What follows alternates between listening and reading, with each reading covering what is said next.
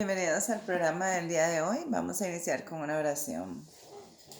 Padre, le damos gracias porque sus misericordias son nuevas cada mañana y Señor, al iniciar el estudio de su palabra, pedimos los méritos del Señor Jesús en nuestras vidas y la dirección de su Santo Espíritu para guiarnos a toda verdad. En el nombre de Jesús, amén. Bueno, hoy continuamos con Apocalipsis 8. Quisiéramos hacer un breve comentario antes de iniciar con este capítulo. Y es que, Manuelito, hay cosas en el Apocalipsis que son algunas veces más fáciles de entender que otras, ¿verdad? Sí, digamos Apocalipsis 8 con las trompetas no es que sea lo más fácil que... No es lo más fácil porque hay diferentes interpretaciones. Y hay mucho simbolismo. Hay mucho simbolismo. Sin embargo, hay una bendición para el que estudia el libro de Apocalipsis. Claro, está ahí. sí. Y también tenemos la guía del Espíritu Santo en todo momento, guiándonos a toda verdad. Así que, pues como a la palabra nunca se le debe añadir ni nunca se le debe quitar, vamos a cautelosamente introducir este capítulo, sabiendo pues que nosotros tampoco somos eruditos en el asunto, pero sí queremos compartir el conocimiento que nosotros hemos podido llegar a tener a través de los tiempos con comentaristas en el libro de Apocalipsis que nos parece que han sido personas que verdaderamente tienen autoridad. Sin embargo, queremos decir que no todas las cosas van a estar expuestas aquí en una forma perfecta y absoluta. Sí, quizás al detalle que quisiéramos entender cada cosa tampoco. Que quisiéramos entender, exactamente. Así que con la dirección del Espíritu Santo, que ya la hemos pedido, vamos a dar inicio a la lectura. También el capítulo 8, en el versículo 1, ese versículo 1 pareciera que pertenece al capítulo 7. Es el final de los 7 sellos. Es el final de los 7 sellos. Entonces, con eso en mente vamos a iniciar. Entonces dice la palabra del Señor. El séptimo sello. Cuando abrió el séptimo sello, se hizo silencio en el cielo como por media hora. Entonces vemos que pues este versículo, como digo, pertenece al capítulo 7. Ya iniciando que ahorita, es el último de los sellos y refiere a la venida del Señor, ¿verdad? Es el tiempo cuando el Señor Jesús está viniendo. Dice, y vi a los 7 ángeles que estaban en pie ante Dios, y se les dieron 7 trompetas. Otro ángel vino entonces y se paró ante el altar con un incensario de oro, y se le dio mucho incienso para añadir a las oraciones de todos los santos sobre el altar de oro que está delante del trono. Y de la mano del ángel subió a la presencia de Dios el humo del incienso con las oraciones de los santos. Aquí hay un par de cosas importantes, ¿verdad?, que debemos ver. Y es que, primero, que las trompetas se usaban con diferentes propósitos. Se usaban para preparar a la gente para la batalla. Sí. Se usaban en preparación al día de la expiación. Ahí estaba la fiesta de las trompetas, que era anunciando el día de la expiación, que era un día de juicio. O sea, era preparación también, pero en este caso una preparación de corazón, ¿verdad? De un examen de conciencia, porque el día de la expiación era un día de juicio para el pueblo de Israel. Entonces, es un anuncio, ¿verdad?, de algo que viene. Sí, Y eso lo es otro ahí, importante. perdona que te interrumpa, es la intercesión del Señor Jesús. Todos nosotros somos pecadores. Todos hemos cometido cosas indebidas. Y si nosotros confesamos nuestros pecados, Dios es fiel y justo para perdonar nuestros pecados. Y nuestras oraciones pueden subir como un incienso grato delante de Dios, confesando nuestros pecados y pidiendo la gracia y la misericordia del Señor Jesús. Y Él intercede por nosotros ante el Padre. Sí, por eso tenemos ahí la idea de que ese ángel que presenta las oraciones de los santos es verdaderamente el Señor Jesús, porque no hay otro nombre dado a los hombres en la tierra en que podamos ser salvos, solamente a través del nombre del Señor Jesús. Con esto no estamos diciendo que el Señor Jesús sea un ángel como nosotros entendemos un ángel. No, cualquiera de los ángeles, no, ¿verdad? Dios Todopoderoso Y eterno, porque y ángel lo que significa es mensajero. El y mensajero. El Señor Jesús es es la palabra de Dios, es el mensaje vivo de Dios. Muy importante destacar esto. El Señor Jesús como representante, porque también lo vemos en el Antiguo Testamento como Miguel, Sí, ¿verdad? digamos Miguel quiere decir quién como Dios o el que es como Dios. El que es como Dios, sí. ¿Verdad? Entonces el Entonces, Señor a través de las escrituras tiene diferentes nombres y y ve representaciones. que a Miguel se le dice el arcángel. Digamos, algunas personas creen que hay 4 arcángeles, ¿verdad? San Rafael Arcángel y no sé cuántos otros más. Pero bíblicamente solo hay un arcángel y es el arcángel Miguel.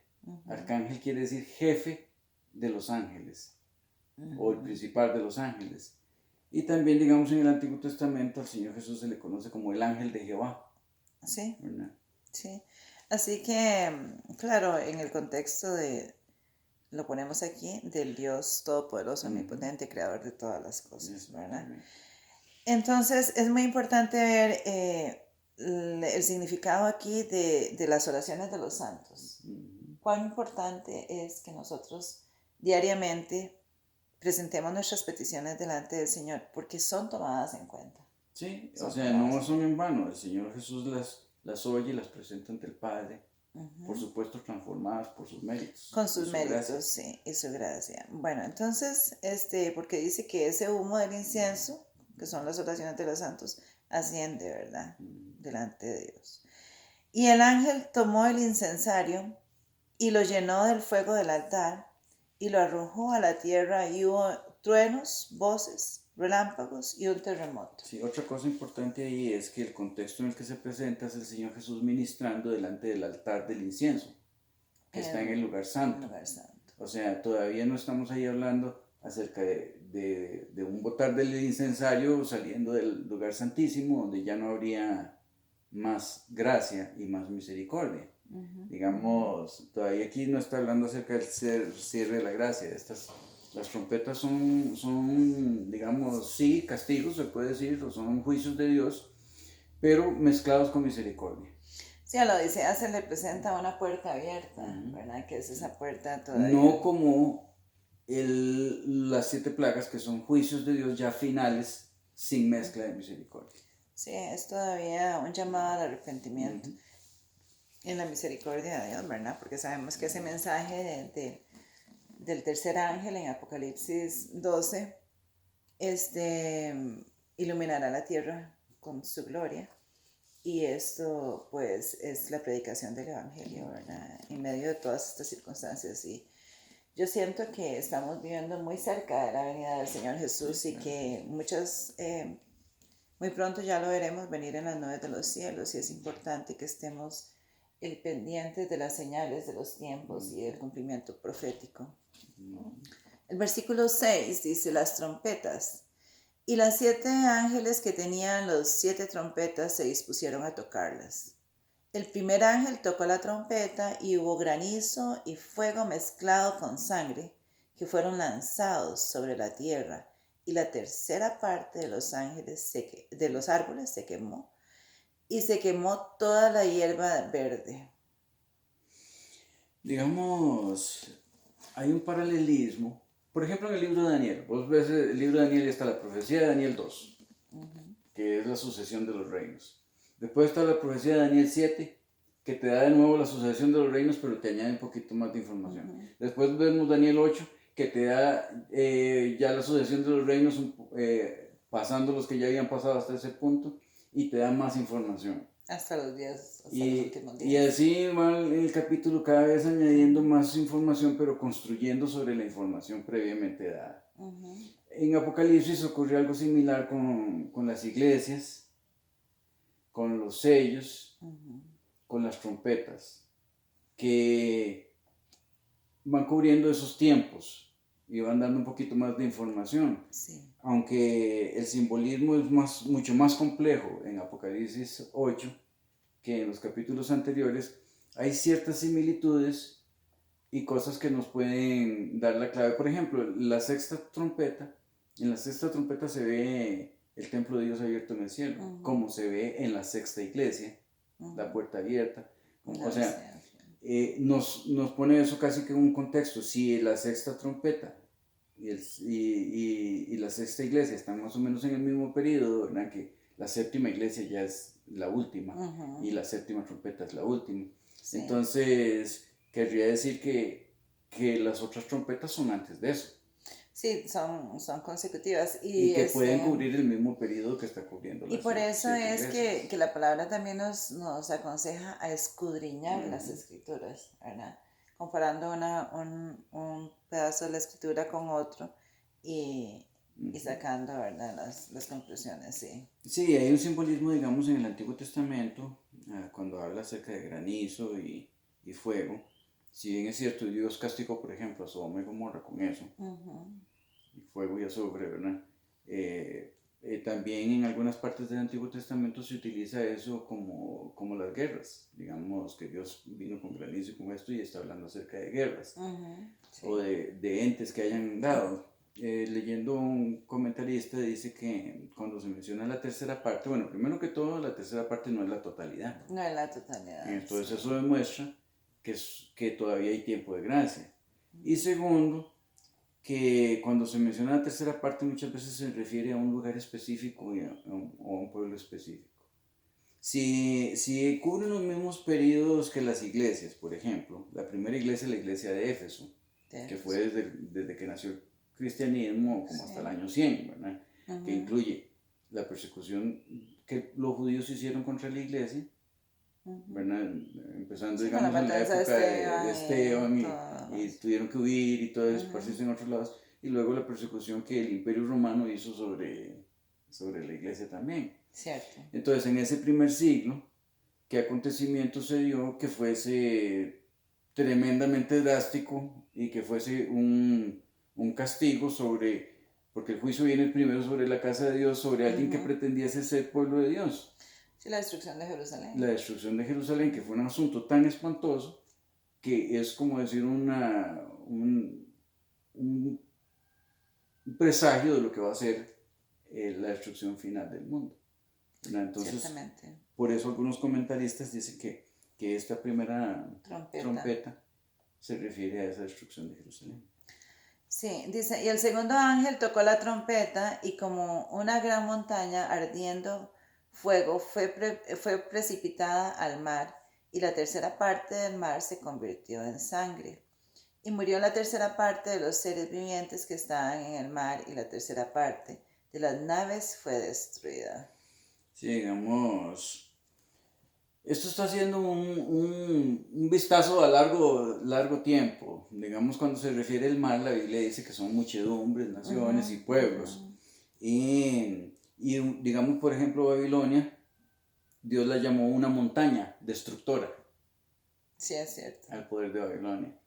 Y entonces, digamos, cubriendo, ya ¿verdad? Avanzando hacia el tiempo más representado por el Imperio Romano, fue cuando vino la división del Imperio Romano asediado por las tribus bárbaras, ¿verdad?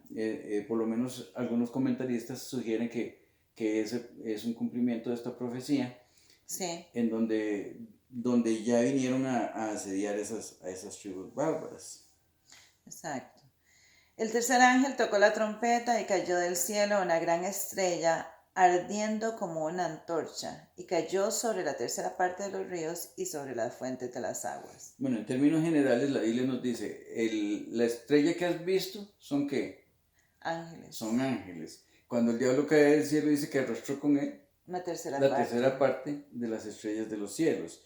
Entonces básicamente dice que la tercera parte cayó, dice, y murió, el segundo ángel tocó, estamos en el 10. El tercer ángel tocó la trompeta y cayó del cielo una gran estrella, ardiendo como una antorcha, y cayó sobre la tercera parte de los ríos y sobre las fuentes de las aguas. Cuando nosotros hablamos de las fuentes de las aguas, digamos, el Señor Jesús, Él es la fuente de vida. Él dice, me dejaron a mí fuente de vida y cavaron para sí cisternas rotas, ¿verdad? Entonces, ¿qué quiere decir esto? Que hubo un periodo en la historia en que se dejó, el diablo lo utilizó para traer esa época de oscuridad, así como en la Edad Media que Oscurativo, vimos sí. en las 7 iglesias.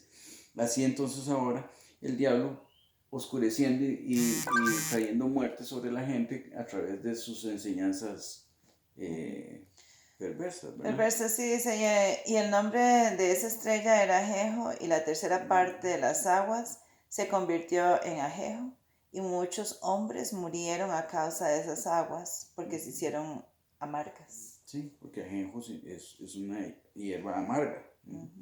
El cuarto ángel tocó la trompeta y fue herida la tercera parte del sol y de la tierra, parte de la luna y la tercera parte de las estrellas, para que se oscureciese la tercera parte de ellos y no hubiese luz en la tercera parte del día y asimismo de la noche. Ok, entonces el sol representa al sol de justicia, que es el Señor Jesús, y la luz que Dios tiene para su pueblo, pero llegó una época de oscurantismo Completo.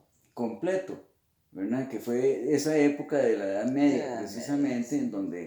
donde no solo se quitó la intersección terrenal de Jesús, sino que se oscureció la intersección celestial del Señor Se Jesús. tiró por el suelo. Por el suelo la verdad, y La dice verdad, que sí. haría guerra contra los santos y que hablaría palabras contra el Contra el Altísimo. Altísimo. Sí, ya Y eso en Daniel, en ¿verdad? Daniel, ¿verdad? Y en Apocalipsis 13 también, es lo que ocurrió durante esa época de la Edad Media en que la iglesia en realidad oscureció la obra del Completamente. Señor Sí, Jesús. fue una época en que las escrituras no estaban No disponibles para estaban el pueblo. disponibles.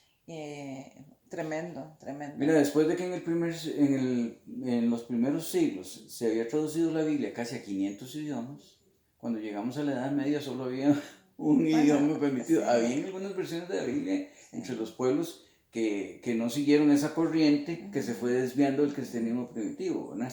Sí, Dios siempre Digamos, mantuvo su pequeño remanente, sí, ¿verdad? Los los valdenses y valdenses ellos y tenían sus todos Biblias en su tenían su... idioma, Sí, pero a comparación de la cantidad de idiomas a la que se había traducido ese entonces, ahora ya estaba oscurecido y las pocas Biblias que había no eran leídas ni siquiera por los monjes, estaban sí, tremendo, tremendo. encarceladas en los Una época conventos. demasiado triste y que de verdad trajo una decadencia en todas las áreas, porque al quitar las escrituras del camino, que es lo que nos da guía y nos enseña verdaderamente a ser mejores y nos instruye, pues fue una época de una Oscuridad. oscuridad tremenda en muchas áreas, en las ciencias, en Y hoy tenemos la las luz de la artes. palabra de Dios por la misericordia de Dios.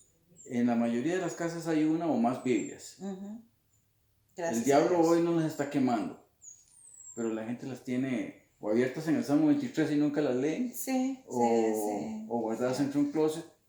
Sí, debemos de volvernos a las escrituras, debemos de estudiar.